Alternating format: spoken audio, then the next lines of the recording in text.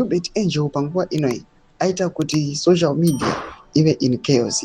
After panguwa ine aonekwa kunzi pane his motor vehicle yakanga ine maplates anga akanyikwa kunzi svikiro, zvanyatso kubuda pachena kuti vanhu vanyatso kumuwandira pekumubatira. Panguwa ine anoonekwa kunzi for some years people were doubting him as a religious leader. Panguwa ine after auya nemota ine maplates akanzi svikiro, vanhu vachinatso kumuwanira ipapo ndorwa subscribe like kuti akabeo icon. Panguwa ine ZVAITWA vanobuda vachiposta this motor vehicle akanzi svikiro ne some other Bible verses yanga yakanyikwa ichinzi Uebert Angel's number plate is sent tongues working as it publicizes the prohibited svikiro label, a tech that is faithful the Bible condemns. Commenting over it, Uebert, whose birth name is Mudzaneri, said people are failing to understand the Shona to English language translation.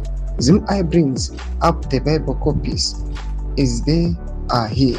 Read and watch video of Angel and his colleagues being exposed of a fake miracle below.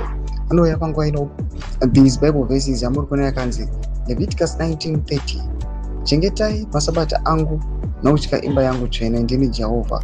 Musava nehanya namasvikiro kana musvibiswe navo, ndini Jehovha Mwari wenyu. In English, ye shall keep my Sabbaths and reverence my sanctuary. I am the Lord.